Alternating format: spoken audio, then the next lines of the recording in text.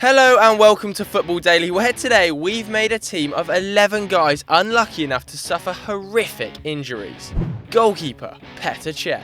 Now instantly recognisable for his rugby scrum cap, Petr Cech didn't always need the protective headgear. The Czech stopper had won back-to-back league titles in his first 2 years at Chelsea, but he barely escaped with his life after a freak accident. In 2006, during the first minute of a match against Reading, Cech collided with midfielder Stephen Hunt and got a knee to the head, knocking him out cold.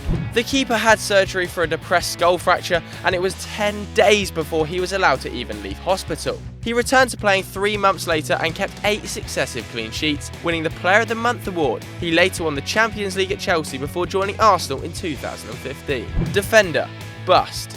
It's harsh to say, but nobody would know David Bust's name if it weren't for the horrific leg break he suffered whilst playing for Coventry against Manchester United all the way back in 1996. After going up for a corner in the opening minutes of the game, Busst found himself pincered between Dennis Irwin and Brian McClare, breaking both bones in his lower leg in multiple places. It was so bad that blood had to be cleaned off the grass while the defender received treatment. It even looked for a while that Busst might have to have his leg amputated due to the extent of the damage and an infection, but ultimately the leg survived and he retired 7 months later, having undergone 26 operations. Defender, Patrick Battiston.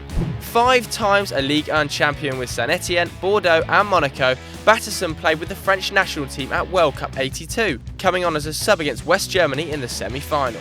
10 minutes later, Battiston was put in on goal by a Platini through ball, but was cleaned out by goalkeeper Harald Schumacher.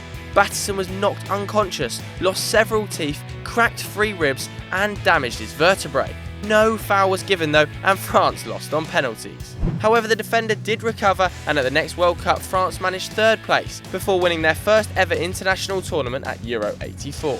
Defender, Alf-Inge Haaland. Coming in near the top of Roy Keane's long list of enemies, Norwegian Haaland began a feud with the Irishman back in 1997. Keane tried to foul the defender, but overstretched and injured his ACL. As Keane writhed in pain, Haaland berated him, claiming he was faking an injury to avoid a booking. The United skipper then spent almost a year in treatment. 4 years later, Haaland was playing for Man City against United when the ball broke to him. Spotting his chance, Keane came in with studs to Haaland's thigh, flipping the centre-back over and damaging his knee badly. Somehow the Scandinavian played on, whilst Keane was red-carded. By the summer, the knee had deteriorated and surgeries couldn't correct the problem. Haaland retired just 2 years later, and he and Keane maintain their rivalry in the press today. Defender, Luke Shaw. Southampton export Luke Shaw developed a reputation as one of the world's best young fullbacks with the Saints, leading Manchester United to pay more than €37 million for him, making Shaw the world's most expensive teenager in history. The Englishman had a solid first season at Old Trafford, though a recurrent hamstring issue limited him to just 16 league appearances. However, 2015-16 was to be his year, as the left-back showed huge attacking promise in the early weeks of the season. Unfortunately though, in the first game of the Champions League group stage, Shaw was taken out by Hector Moreno and suffered a horrific double leg fracture. He had to be given oxygen for the pain and sat out 7 months before returning to training. Midfield, Aaron Ramsey. An Arsenal player injured, it must come as a shock. But Ramsey's bleached barnet isn't the most traumatic thing ever to happen to the Welshman, as he got scythed down by Stoke City's hatchet man Ryan Shawcross back in 2010. The then 19-year-old was establishing himself in the Arsenal team when the 12-stoner Stoke defender went through his leg, snapping both tibia and fibula. No date was given for a return, but it was more than 8 months before the midfielder resumed training. And the results of the break are still being felt, as Ramsey has since suffered a string of bone and muscle problems thanks to the destabilising effects of the injury. Midfield, Ewald Lienen.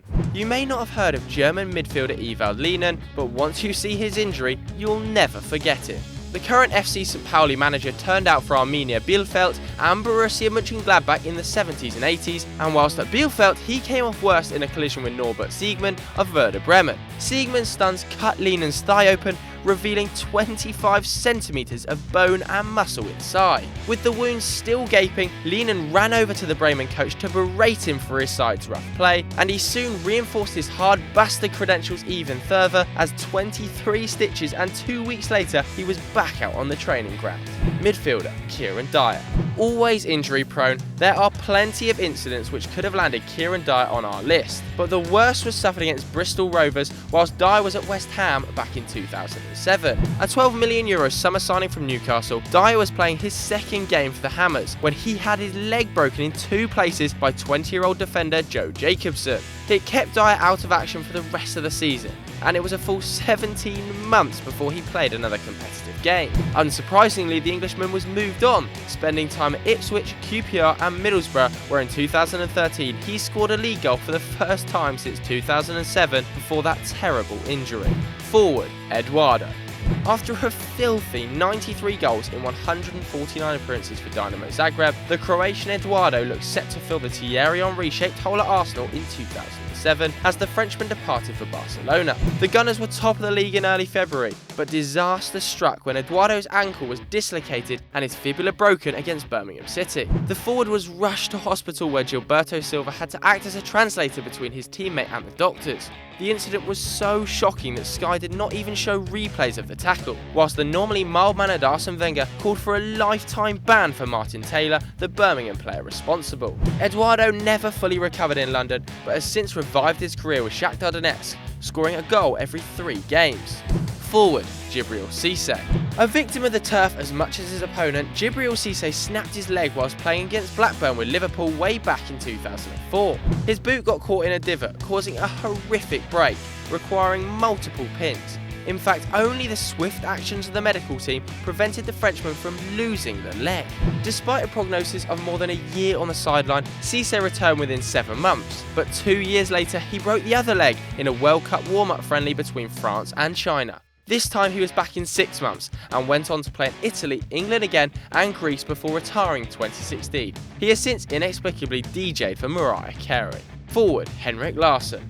After a 38-goal season with Celtic in 98-99, it looked like Larsson might have his best days behind him when he fractured his leg during the UEFA Cup fixture against Lienen. The Swede feared for his career, but ultimately it was boys manager John Barnes who was the greater casualty, losing his job to Kenny Dalglish as Celtic finished 21 points behind rivals Rangers. Remarkably, Larsson returned to the height of his powers though, enjoying his best season in 2000 with 53 goals in just 50 games. He went on to net more than 240 goals in 300 matches for the Hoops, winning 4 SPL titles. He finally left in 2004, joining Barcelona, where he won the league twice and the Champions League, adding another domestic championship at Manchester United in 2007. So that was our 11 of the most shocking football injuries. Ouch. But who else should have made the list? Let us know what you think in the comments below. And if you enjoyed this video, why don't you check out yesterday's viral footy news, where we looked at whether Cristiano Ronaldo could be starring in a £100 million movie. And as always guys, please do like and subscribe.